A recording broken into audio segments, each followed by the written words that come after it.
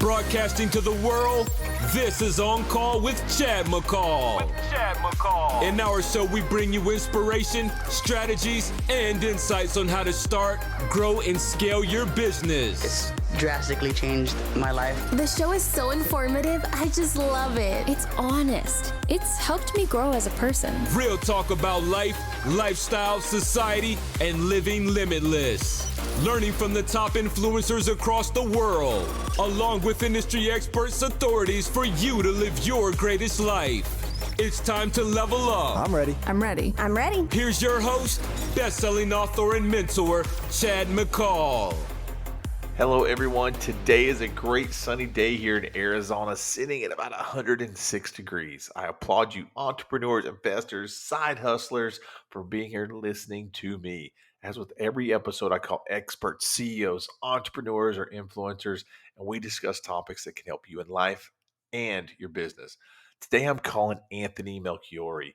You may know him from his 10-year hit TV show, Hotel Impossible. Anthony's a global expert in the hospitality industry. He is there with the big players in the industry, and they call him for advice. So let's get on the line with Anthony and get some advice from him on how he's operated 9-figure businesses all over the world. Hello, Siri. Hello, Chad. Can you give Anthony Melchiorri a call? Of course, I would love to call Anthony Melchiorri. Hello? Anthony! What's up, brother? What's up, my man? It sounds like I've caught you driving. I've got you on the podcast. You're on call with Chad McCall. I'm on call with Chad McCall. Now, you know what? Who does your writing? Because that is a brilliant piece of writing. That's my wife. On the call with Chad McCall. Like, wow, that creativeness is just too much for me to handle. Well, hey, you are the branding expert, and I'm going to talk about that while we're over on this phone call. But where are you right now? I know you're traveling, driving around. You're in your car somewhere. Where are you going? Well, before coronavirus, if you really knew me, you would know that's where my business happens. I use my car as an office. I like driving. I like movement, and I don't like sitting still. And when I basically stopped being a hotel manager and running hotels, I stopped. Like what do I do? Like as a hotel manager, I never knew where my office was. I always did walk around management. So now that I'm an entrepreneur and doing my own thing, it's like when I'm home, I'm in the car because I can't stop moving. And so now I just had to drive my daughter upstate. But typically during the coronavirus, I'm sitting in my studio, but because I'm doing a lot of live broadcasting. But normally my office is my car. I'm driving around my neighborhood, having calls and contract negotiations and constantly. So if you see me in my neighborhood in my car, it means I'm working. Well, and for some of the listeners that are tuning in here today, Anthony, a lot of them know you as the face, the brand, the genius, and the movie star, the film star. They know you all from Hotel Impossible, and it's an awesome show. And my background in real estate, and then watching that, man, I had no idea the hotel world. So with Hotel Impossible, I mean, man, that show was so awesome. Tell me a little bit about the Travel Channel and tell the listeners about how awesome and how popular that show was. Well, the show's been on 9 years. It was created initially by me. I went to a production company with the concept. We sold it to the Travel Channel, but it was something that came out of the head of me and my friend Leo and his wife. I've been a hotel manager for 30 years, and I think the reason it resonated and was on for so long, there's only been 200 shows in the history of American television that have been on TV for at least 9 seasons, and mine being one of them. So if you think about that for a second, what would be the reason a show lasts for 9 seasons? It's because it hits a heartbeat somewhere, whether it be a really good sitcom or whether it be a reality show, that it's authentic. And, the show, there was a lot more fighting and arguing behind the scenes than in front of the scenes, because I always fight for what's the truth, not for what ratings are, not for what my producers say. And I think for 9 seasons, the show really resonated, with the audience because I was authentic. And you know me now, we do business together, so you know me from a business perspective. And if you have watched the show, I don't know if you've ever watched it, but if you have, you'll realize it's the same guy. And watching it now, that's what I was saying. Like, I watch it now, and my wife watches it, and so I'm like, yeah, that's Anthony. And she's like, oh, wow. She goes, is this all real? And so my wife asked me, like, how much is it? It's fake. And I'm like, no, Anthony is, like, exactly like this, and talking to him on the phone. The show was real, and that's why everybody loved it, because it's so authentic. And Anthony's a one-take wonder, right? You're a one-take guy. You do this so quick. You don't, there isn't editing. Well, I'm not smart enough to remember anything, so it better be.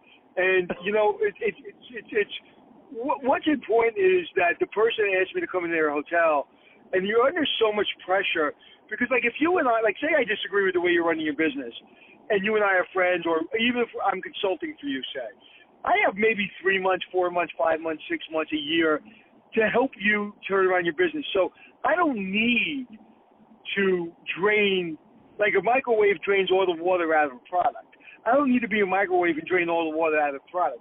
I could be more of a convention oven where I warm it up a little bit and then it's ready to cook. I don't need to drain all the water out immediately in real life. And when I'm on TV and I have 4 days plus budgets plus time constraints, and I have an owner that's not paying attention to me when they ask me to come in, the reason I'm so direct is because I have no time for you to waste busting my chops, because you're taking away from my energy of trying to help you. Like today, and I am a direct person. Like today, I'm working with I'm a spokesperson for this software company for universities, which I truly believe in the software. To help at-risk students, and they showed me a graphic they're using on social media for me, and they say, hey, with your approval, we'll go. And I said, I don't like it. They're like, what don't you like about it? And I gave them 7 reasons why I don't like it. But I didn't say, well, I'm not. I said, I don't like it. And then I told them 7 reasons. They were, I respect that, and they're going to change it. I don't have a lot of time. I know I was going to get on the road. I know I have a lot of meetings. Like, I don't have a lot of time for nonsense. So typically, I'll be a little bit less direct, but a lot of times, especially on the show, if I don't have time, wouldn't you rather me just be honest with you? And one of the things in the focus groups, when they did my focus group, what they do is they shoot some show, like we shoot a show or half a show, and then they put it to a focus group, and they say, hey, answer this question: is he authentic? Is he this? Is he that? And I told you this, I got the highest rating in the history of Scripps Network for authenticity and believability. And so, because I don't, this is me. And I always say, people say, did you change? And I was like, if you did not like me before I was on TV, you're not going to like me now. And if you liked me before TV, you're going to like me now. Because I'm the same guy. What got you started in the hospitality industry? But you have a great story about you grew up. You have a similar background to me, growing up poor, growing up to where you got in the military. Tell us a little bit about that, of how you got to where you are today. Well, my dad died when I was 2. My mother ran numbers for the mafia. We had money. We didn't have money. We were on food stamps. We were on food stamps. And so I lived in a very, you never knew. You never knew when you were going to be able to pay rent. Like, if you watch the way I pay bills now, you would think, literally, before I got in the car, my American Express bill came, and I paid it on my cell phone in my car before I took off to my journey upstate. And my daughter goes, what are you doing? I said, nothing. I got to do something. I literally got the bill in my hand, and I paid it. So the insecurity of not being able to have money when I was a kid to pay bills, I don't have debt because I just don't want to owe people money. And at least in my neighborhood, when you owe people money, you didn't wake up the next morning. So I have a very, I have a lot of respect for money, and I have a lot of respect, no matter how, whether you do well or you don't do well, it's a dollar's a dollar, and I don't care how you make it as long as you make it legal.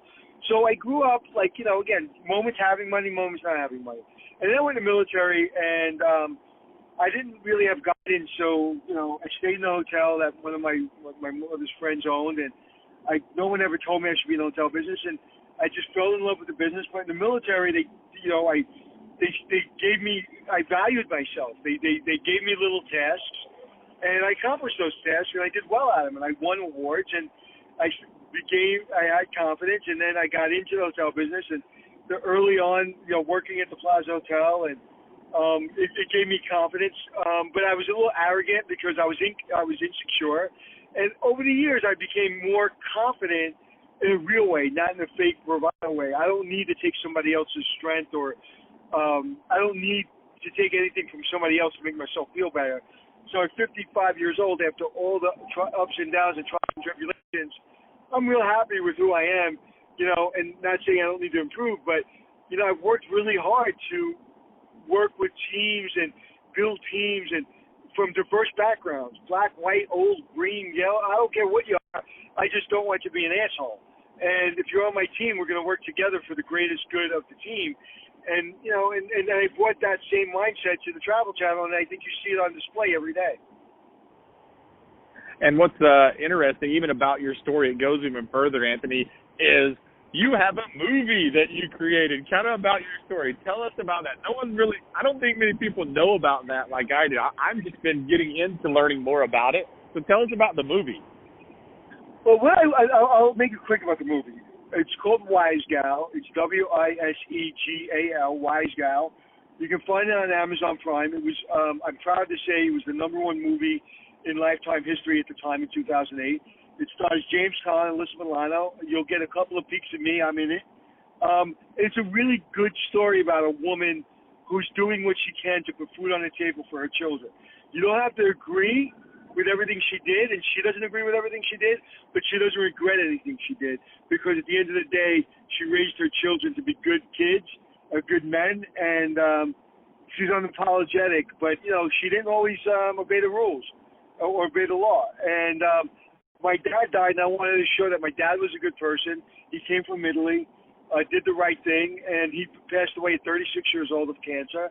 And my mother was thrown in, to the wolves, and she did what she had to do to put food on the table. So the movie's a very important movie to me, and it was probably kept me out of the psychiatrist's office. And it was really allowed me to, I didn't always agree with my mother, and we've had difficulty, but, she was tough, but I'm the person I am because of my mother. So all I'll say is watch the movie, and I think it'll tell you, what would you do if I asked you, Chad, what would you do for your daughter? Would you kill for your daughter? The answer is, of course you would. You got it. If somebody touched the hair on your daughter's head, you would kill for your daughter. You better believe it. It's not like being bravado. It's not bravado. It's not, Chad's tough. It's just you were wired to protect every animal, including us. We're wired to protect our children and protect what's ours. And my mother did that, and I just wanted to show that. Now, you have created, for the last, how many years has it? You got an amazing company right now, Hospitality Success, where you've continued the TV show basically off the airways right now. You're building hotels, you're revamping, you're redoing, you're educating, you're doing so much.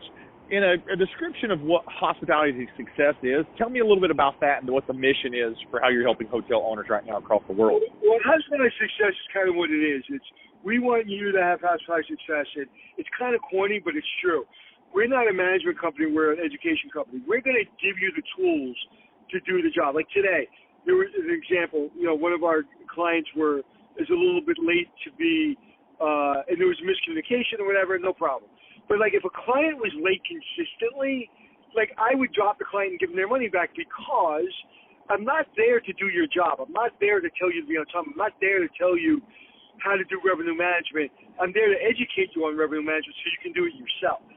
So I'm there to teach you the operation so you eventually fire us. I don't want to have 1,000 hotels. I don't want to be a management company. I want you to work with us, E. Cornell. I want you to work with our library. I want you to work with us so you can get the tools to do your job. So you may need a brand, you may need a management company. That's okay. But if I don't teach you how to be an owner and I don't teach you how to be a general manager, then you don't know how to ask questions to the brand. You don't know how to ask questions to the management company. So our company teaches you the business. In the military, they didn't think for you. They taught you how to think. But they didn't think for you. They taught you how to think, and then once they taught you how to think, you had to think. So I don't teach you. I teach you hotel business, but I don't run the hotel for you. And so that's what the business came out of. And, so many people have told me over the years, Anthony, you should be so much bigger. Your company should be thousands of hotels. You should be as big as Marriott and Hilton. You should have your own brand. And I'm like, I'm just not interested in diluting my brand by giving it to 100 vice presidents to run my brand. And I don't need that much money. I don't want a $350 million jet. I don't want a yacht. I don't need a Rolls Royce or a Bentley. I want peace of mind. I want when somebody gives me $1, I want them to really feel that $1 was worth $2. And so we keep it small. You're a big part of that. You're helping us grow it, but we don't want to be. We don't want to grow where I'm not talking to you, where I tell the vice president or a director of operations to talk to the client. I want to be talking to clients, and I want the company to be big enough where it's successful, which it has been for 8 years, but not too big where I don't need to be part of the company. I don't want to retire myself. You said something very interesting, Anthony, is you want someone to eventually fire you. There's a lot of programs or educations out there or types of trainings for any business or any type of industry, but they want to teach people most of the time to be dependent on them. You know what I mean? Like, you never can step away. They don't teach you the process of how to spread your own wings and have the right type of education and confidence to go on your own. That's what it sounds like you're doing. Right. Are you raising your children to be dependent on you, or are you raising your children to be independent? Oh, independent, of course. Right. At 30 years old, do you want your daughter to be asking you for money? Well, that's my daughter. It's probably going to happen, of course. Yeah. No, I didn't say girl, right? I didn't say you wouldn't give it to her. I'm saying, okay. do you want her asking? Right. I don't want my children asking for it. It doesn't mean I won't give it to them. But my point being is, we raise our children to be independent. I want to raise our hotel owners to be independent. I don't want them to need a brand or a management company or me. And you've heard me say, and you probably squirming in your chair when I say it. It's like, I want you to fire me as quickly as possible. So if you take a 6-month contract with us or a year contract, I don't want you to take a second-year contract. If you take a second-year contract, you become too dependent on me. And you might, and I may let you because maybe there's other things. Maybe you're growing different businesses. Maybe you're growing the hotel to be something else. So we're not against that. I don't want people to be dependent on me. I want people to ask me questions going to help them grow. Not like when my wife used to say when I first took over the Plaza Hotel, at Sunday night at 4 o'clock or at 9 o'clock at night, they would call me, and my wife I go, who's on the phone? She goes, they want to know where the pens are. And she was kidding around. But every 5 minutes they would call me. Now, that wasn't their fault. That was my fault because I trained them to be dependent on me because I was insecure and didn't want them to think I didn't know what I was doing. Well, the more you give people dependency and being independent, the more they'll ask better questions. They won't ask where the pens are. They'll ask, do you think we should create a new pen? What does a new pen look like? So I want hotel owners to ask me questions. It's like, do you think we can invent a better mousetrap? Not like, how do I make a bet? Yeah. Well, let's talk about new people getting into the industry of hospitality and wanting to purchase a hotel, because right now the economy's shifting. A lot of things are going to be changing, and my background in the residential world, I always love finding good deals. I look for opportunities. Hospitality and Airbnb has been huge the last several years, been blowing up, but now it looks like there's a door opening for the hospitality world for motivated sellers and potential opportunities in the smaller hotel, motel sector across the world. Yeah. If you were going to give somebody advice, Anthony, like to get started, like if you're saying, hey, someone that really wants to learn or get educated or maybe get into that field, what's some advice you would give someone starting out?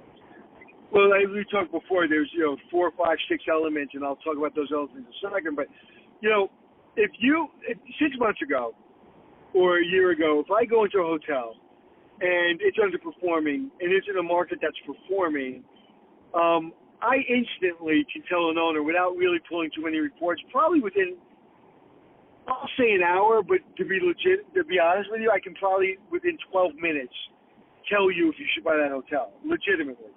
And now I would need a little bit more time I wouldn't need 12 minutes. I may need a couple hours. I may need them a couple of days, because if that hotel is underperforming, or was performing well before COVID, the market mix may shift. So you may look at it as an owner that's been running successfully and want to sell it because you're afraid of COVID, or you don't know the market mix changed. So you're afraid to go where the government business, or you don't know how to do that, or you don't know how to go after a trucking business or the oil business, because you've always gotten regular business people, you've always gotten college students, and now your market mix changed, and you think the economy sucks and it's COVID. Well, no, it's just you're still fishing in the same fishing hole, and drill a new hole, and and drill through the ice, and there's more fish. All you got to do is turn around. So I'd have to look at it a little bit closer, because is it that it's COVID and all that opportunity is dried up because there's no more business because nobody is traveling, or is it simply it's a different business? So it's a little bit more complicated if you're going to buy a hotel now. That's why you really need an expert, whether it be me or someone else, to really drill that down. And then once you drill that down and understand, then it comes down to your market. It comes down to what kind of brand you want. Do you want a brand? Are you going to run a management company? Do you not want a management company? Do you want a 5-star hotel? Well, if you want a 5-star hotel, you probably don't want to make a lot of money, because you make a lot of money on a 3-4-star hotel. 5-star hotels are very expensive to run. There's a lot of standards to become a 5-star hotel.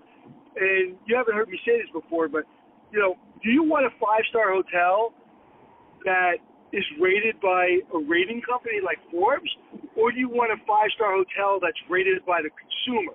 That might be a 3-star hotel, but the consumer says it's a 5-star hotel. So I'll give you an example.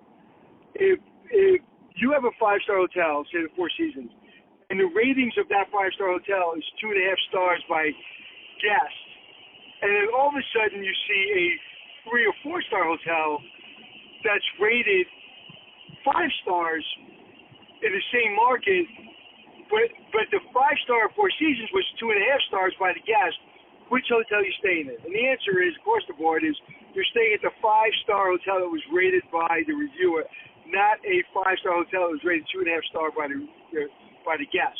And so everything has changed, and there's so many things to look at. And people that have been in the business as long as I have, we do it instantly almost. And kind of like you with residential, I'll go walk a property with you and want to buy a residential property, and I'll probably spend a week trying to figure it out, and you can probably, before you opened up the elevator door, you would know whether you should buy it or not.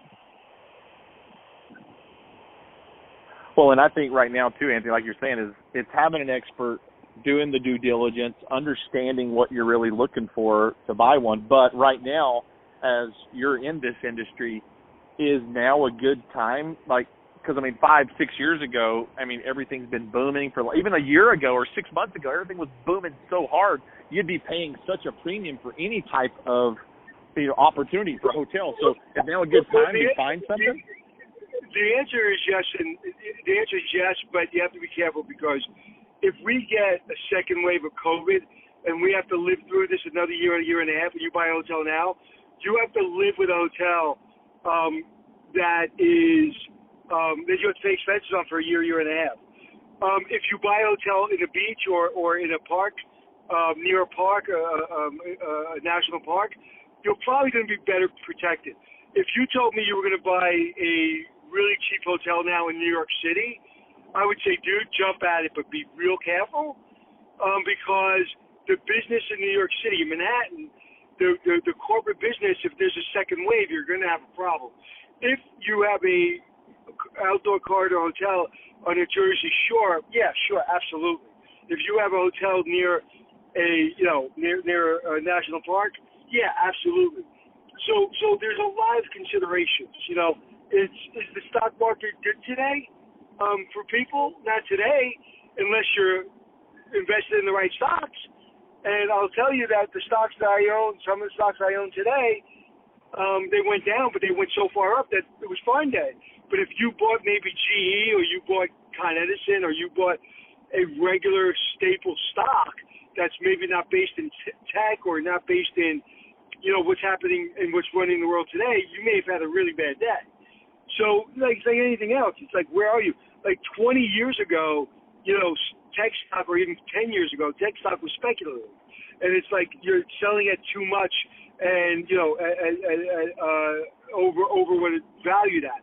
But now, what is running the world? What are we doing right now? We're using technology. Oh, yeah. Technology is running everything, right? Zoom calls, everything, right? We're doing so many conference calls. And yeah. Right. So 10 years ago, when my stockbroker told me the stocks I was picking were too speculative, they call me up now and say, no, things are going well, you're doing well, but I think now is a good time to sell them. And I was like, why? Why would I sell them now? Like that, so I can go to a more speculative stock? These are now staples. So it's the same thing in the hotel business. It's like you just got to believe in what you're buying. And I would buy a New York City hotel, but you would have to really understand the market in an extreme way to make that decision make sense for you. So, yeah, like right now is not the time to buy a hotel or a retail or a condo if you don't have experts telling you what to do, like or guiding you on what to do. And I swear to God, like if somebody was buying a hotel today and they bought it without an expert, there's not enough names in the English language to call them. Like it's not a selling point because how's success or I'm a consultant. I can give a rat's ass about that. It's like it is so complicated right now. It is the market mix of hotels is so complicated. Well, when you say expert, Anthony, what does that mean? Yeah, let's say, are you saying a realtor expert or no? Are you saying Anthony Melchiorri expert? Oh, you can't buy a hotel right now with a realtor. Only you're an idiot if you do that. And I don't mean to call anybody an idiot, but right. but I don't mean to insult anybody. But like no, because a realtor is there to make their commission, right? Like and if I ask a realtor, you know how many realtors I've spoken to that sell and buy hotels that don't know what an effing star report is? Like I've gone into markets and I'm like, well, Mr. Banker, where's the star report that you loaned these people money on? What's a star report? So yeah. A banker and a realtor, yeah, they're important, but like an expert knows how a hotel operates. Do you want to ask an administrator of a administrator of a hospital how to do heart surgery, or do you want to ask a heart surgeon how to do heart surgery? So yeah, he runs the hotel, but he doesn't do heart surgery. So yeah, a banker gives you money, but he doesn't run a hotel. So if you're going to buy a hotel before you borrow the money from the banker that wants to give it to you, shouldn't you ask the heart surgeon how to run a hotel? Yeah. Well, let's switch to entrepreneurs. I got a lot of listeners, Anthony, that are side hustlers, entrepreneurs, starting their business, maybe changing their life, going into a different business right now. Coming out of this, the new normal is going to be forever changed, and they know this. What is some advice, not just in the hospitality world, but just from your experience of 30 years of running successful companies, dealing with people, sales, management, all of that? What's some advice you can give the new entrepreneurs the way they're going to approach this economy starting here at the second half of 2020? Chad, what time did you get up this morning? Well, probably 6. I never sleep past 6, really. Okay. What time is it now? It's around 6, where I'm at. Yeah, 6:30 or so. What time will you stop working tonight? Well, like last night, I'll text you and call you at like 1 in the morning. I don't know. Probably I won't stop. I guess maybe midnight. Who knows? Right. Okay. So that's the first thing you have to make a deal with. You have to make a deal with you don't stop working. I woke up at 7 o'clock this morning, and I literally have probably spoken 100 million words today. So I've been on calls, business meetings, sponsorship meetings, contract meetings, teaching a hospitality course to kids in Portugal. I have not stopped working, and it's 9 o'clock at night my time. And then when I get home, I'm probably going to check some emails before I call it a day. So I'll put in a good 12 hours. Now, as an entrepreneur, probably more than that today, 14 hours. As an entrepreneur, yeah, I took my daughter upstate. So for 2 hours, I talked to my daughter about politics. I had lunch, near my pool for 20 minutes. And I took a bike ride when I woke up for a half hour. So yeah, as an entrepreneur, I'm able to kind of manage my life, my personal life, my professional life, but I never stop working. I've never worked harder in my life. I mean, I'm exhausted, and I don't even know I'm exhausted because I just don't stop working. So that's the first thing you have to do. But the good thing about being an entrepreneur, when you want to stop working, you can. I don't have to work tomorrow if I don't want to. I don't have to. I will, but I don't have to. If I have a boss that says I have to punch a clock at 9 to 5, I got to go to work tomorrow. I don't have to go to work tomorrow. I can easily cancel my day tomorrow. I can call my partner, Jeremy, and say, hey, that meeting I want to do, we're not doing. I can call my other partner, Glenn, who I do a show with, say, no, I don't want to do it. And all the other meetings I can postpone. I don't have to go to work. But if I want to get an edge up, if I want to kill my competition, if I want to, if I want to keep moving and stay in front, I got to do it, man. And so that's the first thing you got to do. If no one's going to give a shit about your business, and don't whine when things get tough. Don't whine because no one gives a shit. I mean, that's the first thing you got to tell every entrepreneur. No one gives a shit. Got it. Can you hear And so, yeah, of course. Oh, yeah. I mean, I like it. Now, I got a question for you. When you wake up early in the morning, do you make your bed? Is that one of the first things you do? Okay, I'll be honest with you. I do now because my bedroom is my studio. So I don't like looking at a sloppy bed. So when I reposition my bedroom to become my studio, because I have 3 girls at home and the house is too noisy. The only place I have a house that was built in 1930, so my walls are like 18 feet of concrete. So the only place that I can hear zero noise is when I close the door to my bedroom. So I shoot a live show a couple hours a day. So I do now make my bed. Before I did not make my bed. Now there's a book that calls Make Your Bed, because the military is like starts making your bed. I believe that.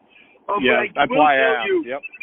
I will tell you, my version of making my bed is waking up my way. Like I cannot wake up my wife's way. My wife wakes up 5:30. Dude, you say, dear, the alarm went off. My wife is up, her feet are on the floor, and she's in the restroom literally in 3 seconds. Like, you tell me, hey, Anthony, it's time to get up. I need 20 minutes, and you better not bother me until I brush my teeth. Now, not because I'm in a bad mood. It's just that's my version of making my bed. That's my version of kind of getting my head square and no one interrupting me. And then once I get my head square and I've taken my time for myself and made my bed, my imaginary bed, then I'm yours. Then I can, my daughter said the other day, it's like, Dad, you're like dealing with everything. And like everybody comes to you for the problems. Well, I made my bed in the morning. My brain's straight, man. I'm good. I'm really good. So I think as an entrepreneur, you've got to discipline is everything, man. Discipline is everything. And if you don't have discipline as an entrepreneur, that doesn't mean you have to be perfect. Like, you see the dynamic of me and my partner, Jeremy. You know Jeremy keeps this train on the tracks. You know that. That's no secret. Yeah. She is awesome. She's kept our business on the tracks for 8-9 years. But I have a tremendous value to my business, and she couldn't do the business without me, and I couldn't do the business without her. But she doesn't. The success between me and my partner is she doesn't make me do shit I don't want to do, and I don't make her do things she doesn't want to do. And so, but my discipline is when she rings the bell and says, Anthony, it's your turn, I over-deliver for her, and she does the same for me. There's been many customers along the road where she'll call me up at 5 o'clock, and she goes, I need you to speak to this customer. Can you do it? And I was like, when do you need me to speak to him? It's like, well, actually, would you mind? I'll give you a perfect example. There was a customer that was really a difficult, not only customer, it was a difficult hotel, and it was in Newark, New York. Now, no one's ever heard of Newark, New York. Everyone's heard of New York, New Jersey, but never Newark, New York. And it's 6 hours from my house. And she's like, we're having a problem with this client. Could you talk to him? I said, absolutely. I said, I'll talk to him. I showed up. I got my car in the morning, and I drove 6 hours without Jeremy knowing. And we called Jeremy, and I go, Jeremy, I'm talking to him. And she realized I was at the hotel. Because if Jeremy asked me to talk to a client, she never asked me to talk to a client, I'm getting in my car and driving 6 hours because I'm going to over-deliver for Jeremy. And that's kind of when I'm talking about discipline and stick-to-itiveness and hard work. It's like, because no one gives a shit if I lost that customer. And to be honest with you, that customer brought really almost, there was no real money there. I think really, from a money standpoint, it was better that we got rid of the customer. It cost us more money to keep the customer. But that wasn't the point. The point was Jeremy's heart was still in that business, so I needed to back her up. Yeah, and I think that's just a sign of, what you do, the passion, and also your values too, Anthony. Like, and me working with you, I don't know if you've picked up, I try to do the same thing in my business when I help individuals, when I work with other businesses and consult and help them. I try to show up. I try to do my part and be 100% professional, but I also got to back you guys up. That's my goal, is to be that person that's got your back. We have each other's back and be part of a team. And that's what I think being part of a team is really all about, is having each other's back. And very quickly, like you've been working with us, and obviously you've delivered, and hopefully we're delivering. And if I don't back up a customer, when you say, Anthony, you promised all this to the customer, and I went on out for a living, I got the deal signed, and now you're not backing up the customer, it will work with me. And that's just a part of being a good entrepreneur. You don't let somebody else dilute your brand. You've got so many things going on, and just been talking and interacting with you. Like, the future is just, it's so wide open right now with what you're doing and your business with Jeremy. But I got to ask you, what is next for Hotel Impossible? What's going on? Is there a rumor something else is going to be happening? Or are you going to see you back on the big screen here real soon, Anthony? Stay tuned. Oh, okay, got it. Stay tuned. Because listen, on the entertainment industry, what they say they want and what you say you think they want and what actually is reality. I never want to do a TV show so badly, I'm willing to do things just to do them. I don't care if I ever get another TV show as long as I live. I could care freaking less. I would like to get a show now after 3 years of me not wanting to do anything. Like, I don't really care if I ever get a show again. Would I like to do one? Yes, it's different. Like, I would like to do one, but I don't need to do one, and it's not like my life depends on it. I'll tell you what my life depends on. I want to be a good person, and I want to show up for my children. That's what my life depends on. My life depends on me being a good person to my family, my friends, and my coworkers, and the people that I work with. That's what my life depends on. My reputation depends on it. If I got a TV show, yeah, now I'm in the head that I would really like one, but do I need one? No, and I certainly don't want one if I have to do it in somebody else's version of what I want. So yeah, we're I'll just say things are percolating. Listen, like today I got a call. I got a call from a furniture company potentially for me to sponsor their company, and I was like, they were like, well, what's the fee and how do we do this? And I was like, I have no idea what the company is. Well, we can't tell you yet. I said, how can I tell you a fee? They're like, well, what do you intend to get? I said, well, it depends. If you're a really good company and I really like you, maybe I'll work with you, and then we'll negotiate. But if you're not a good company, I probably won't work with you. So I can't give you a price, because if I really think you're a great company and you add value to the hotel business, I may give you a deal of a lifetime because I really like your company, and I really want to help you, and it's going to be, maybe it'll be cheaper for you because I want to work with you. And so it should, and Chad, this isn't bullshit, man. You've heard me when I'm not on the air, when I'm behind the scenes, and Jeremy. Forget about knowing me. Jeremy. Jeremy's moral compass is as strong as there is, and she would never work with a guy or girl, anyone that didn't bring it every day. So listen, I don't need a show, and I don't really give a shit if people want to work with me, don't want to work with me. Our company is the leading company in the industry. Period. End of story. I'm not saying I'm the best. I am saying that you will get the best value, period, whatever I do. If again, give you an example. Today I'm working with a software company. I spent 2 hours of them teaching me the software company. And now I didn't ever do that with any other people I've worked with, to give them 2 hours just to listen to them talk about the software. I mean, I got it. But I wanted to listen to them because they wanted me to really understand the product, and I got a lot of knowledge out of it. And they showed me, like I told you, they showed me a advertisement I didn't like, and I told them straight up I didn't like it, and they changed it. And we're working together. But I wasn't going to work with a company that didn't have the heart. This company has such heart. And I gave him a deal. I mean, I gave him a really good deal. I probably could have got more money, but I didn't want to negotiate because I like him and I want to help him. Well, I've kept you on, Anthony, so long today, just driving. It's always fun to talk to you, man. I always have a great time. We talk about a ton of stuff, and we could go on for hours and hours. But I'll give you one more example. Hold on, I'll give you one more example. What? I get a call last year for a project in Vegas. I always wanted to develop a hotel in Vegas. So I get my partner, not Jeremy, another partner, and I fly out to Vegas on my own dime, and I paid for my partner's ticket and hotel room because I really believed in this guy's vision, whatever. We get there, they flew smoke up our ass, yada, yada, yada, yada, yada. They said, well, we'll see what happens. They never called me.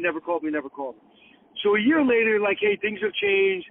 We were able to get the finance because everything is happening, yada, yada, yada. We're interested in bringing you out for a couple of days of consulting. I said, it's $250,000. And they're like, what do you mean $250,000? I was like, yeah, for 3 days of consulting, it's $250,000. They're like, well, last year it wasn't that expensive. I said, yeah, but you never called me back and gave me the respect to tell me what was going on. So now if you want me, it's $250,000 because I don't want to work with you. And he said, thank you for your time. I said, you're welcome, and he hung up the phone on me. I will not work with people I don't want to work with. I'll go back to sweeping streets and go back to welfare before I work with people I don't like. And I think I've proven that time and time again.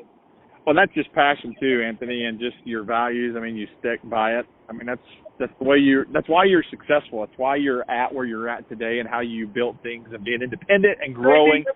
And you're still doing great things. I think that's entrepreneur. That's entrepreneurship. Yeah. Like you asked about entrepreneurship.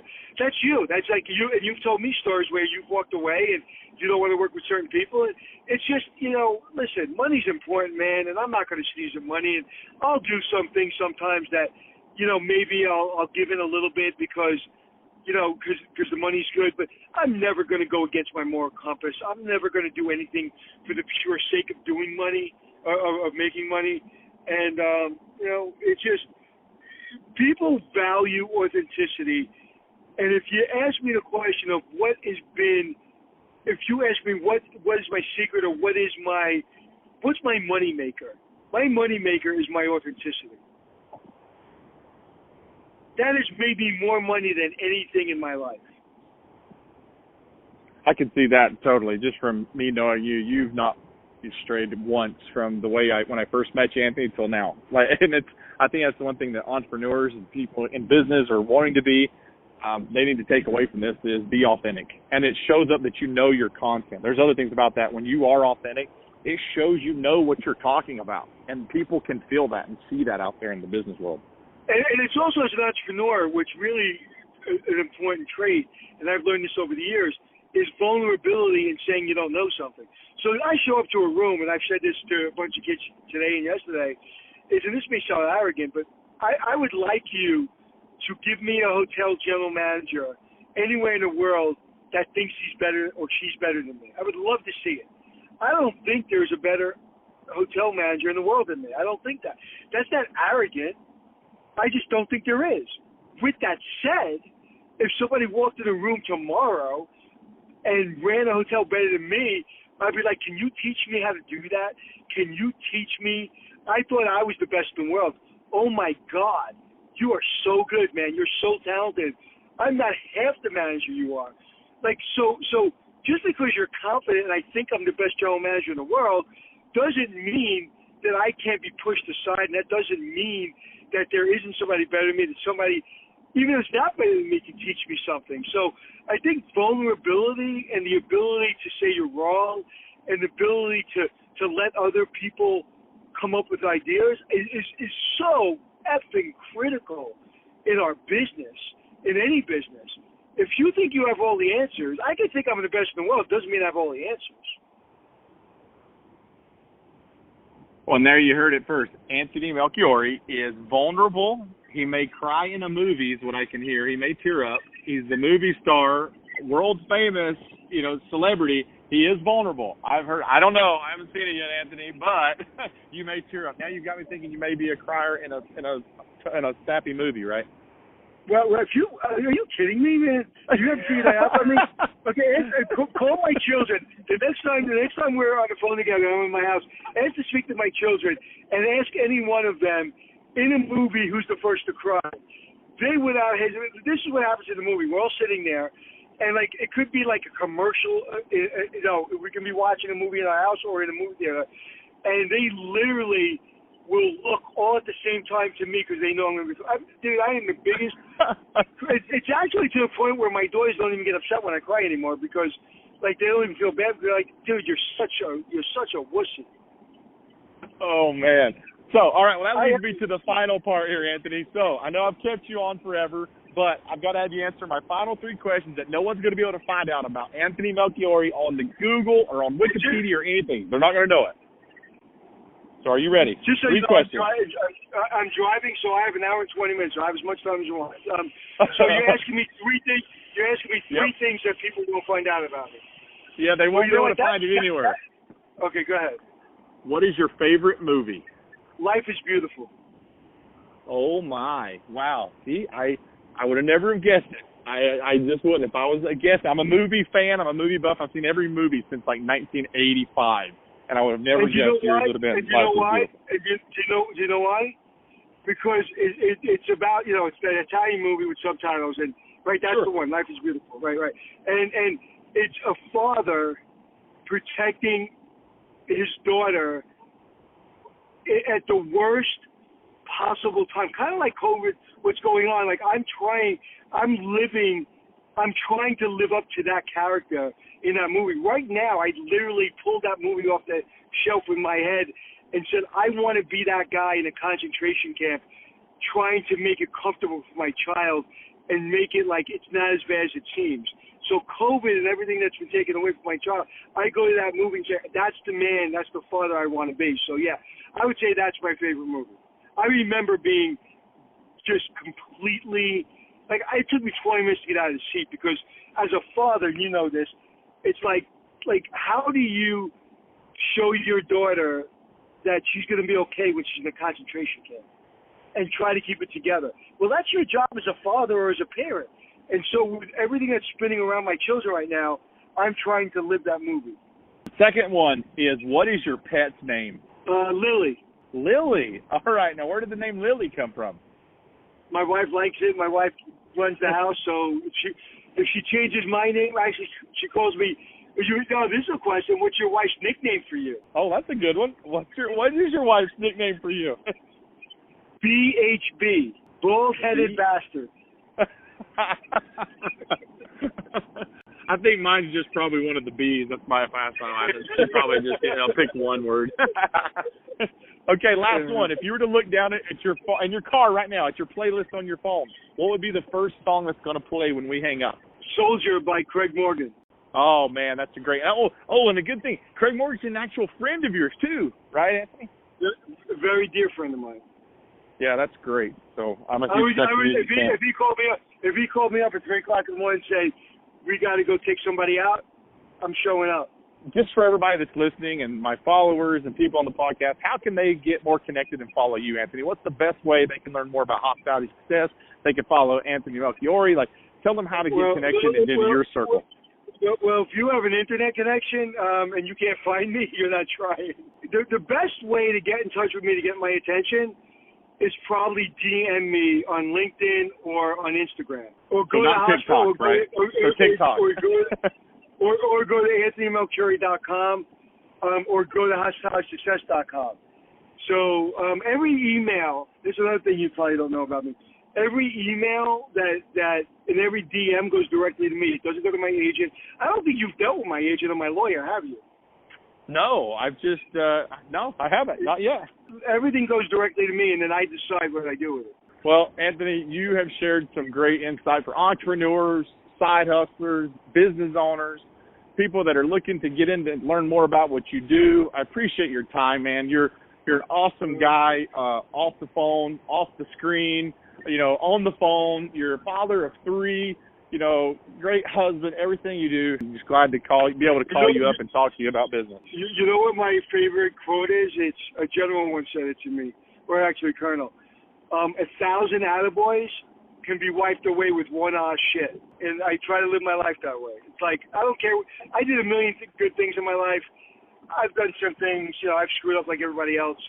And you know what? One screw up can wipe away everything I've done. So, I try to do my best every day. Like I tell my children, if you're 40 years old and you're laying on a couch of a psychiatrist saying it's all my father's fault, okay, I just did my best. I'm not going to feel guilty about it because I am doing my best every day, man.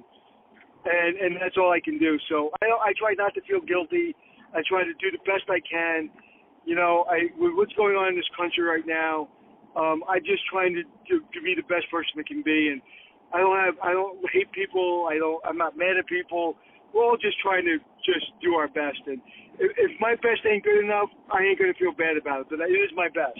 Well, and for all the listeners, if you ever run across Anthony at a poker table, run. He is a card shark. So just for the record, in case you see him in Vegas or wherever it may be, he's a card shark. So don't fall for his games on the poker table. Yeah. I love poker, that's for sure. But you can beat me. You ever watch The Sopranos? Oh yeah, of course. Tony. Okay, AJ? AJ? Tony's son, AJ. Yeah. Well, he's a poker player now. He's in Vegas, and he plays poker. So one day I'm at the Wynn Casino, probably less than a year ago, and I'm in seat number 9, and then the dealer is between me and seat number 1. So I can't see who's beating me. I can't see who's playing against me. And this guy goes all in. And I go all in because I have 3 aces. On the river, this guy pulls a full house. Well, as I get up, the guy has the look of like, oh my God, like death on his face. And it was the real act. It was the actor that plays Tony Soprano Jr. in Sopranos. I am just not a card player. Blackjack, yes. Craps, I love it. I will tell you, 7-card poker, Texas Hold'em. I thought I was a good poker player 5 years ago. I really did. I really thought I knew the game.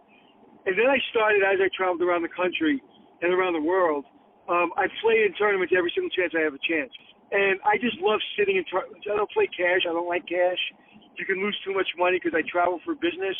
So if I travel, 50 times a year and I'm in 50 poker tournaments and I'm playing for cash, I can lose a lot of money. So I just like playing in small tournaments and sitting there for hours at a time playing.